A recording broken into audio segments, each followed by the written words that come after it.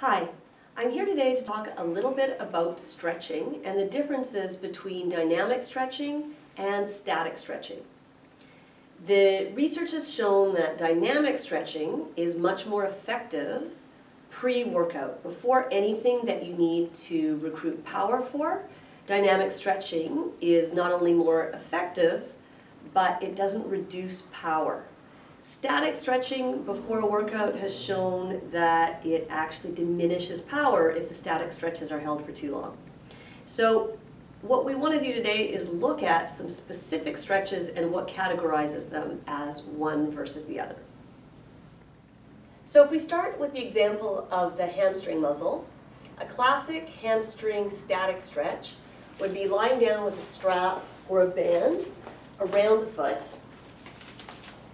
and holding the leg in end range. So I'm at the end range feeling a hamstring stretch.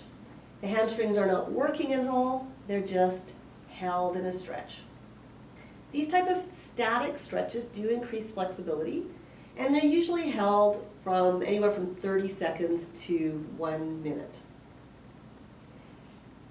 Another common example of a hamstring stretch, you can see this in people warming up to run all the time, is to have the leg resting on something and just to reach to the toes is another really common way to stretch the hamstrings in.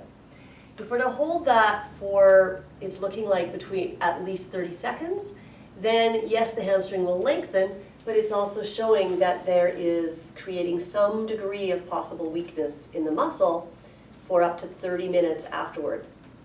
So what would a dynamic hamstring stretch look like?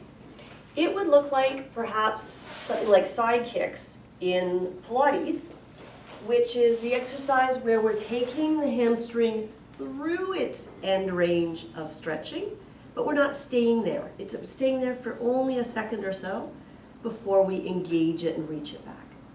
So that it's happening, the stretch is happening while the muscle's actually working. It's reaching back. That also increases flexibility without the reduction of strength. You could also do this, which is preferred, with the TheraBand, and you're still getting that same end range stretch, but then you're using the hamstring to press back. It's going through its full range of motion. Another example of dynamic hamstring stretch would be similar to the cross touch on the reformer and side splits with the feet wide. It would just be reaching one hand to the opposite leg. Again, I'm hitting that range, that stretch of the hamstring each time, but just for a second as it shortens to come back up. Not everyone's back would like this as a warm-up, so assess that on yourself. And if I show this from the side, again, it's a hinge at the hip, because to get hamstring, we really want that sit bone to release away from the thigh. Okay. Another really common one in sports these days, you see it in soccer warm-ups, is if you have space, you would do this traveling.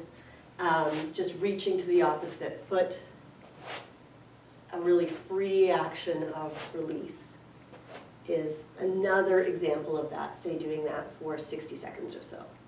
Another commonly stretched area in the lower body is the hip flexors.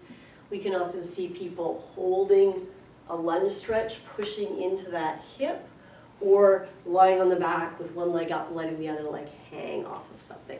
Both really intense static stretches. An alternative to that, the side kick that I showed earlier, not only works for hamstrings, but that's a nice hip flexor option as well. Alternatively, it would probably be better to step into a lunge stretch where you get that hip flexor stretch, but then step back out of it. Step into it, step back out of it.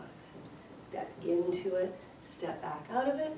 If you feel like, again, you want to hold it for 5 or 10 seconds, that would be your maximum before you step into it again, and that's probably ultimately going to give you more power, more mobility than a static stretch would prior to a workout. In research, it doesn't pertain just to like, oh, well, I don't need to lift huge weights, so stretching things out before I use my shoulders is fine.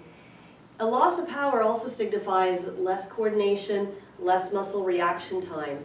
So you're going to be more prone to injuring an area if it has that loss of power. It's like a loss of intelligence and reaction time in it as well. So that's something to keep in mind. And if you love those big, long held stretches, fantastic.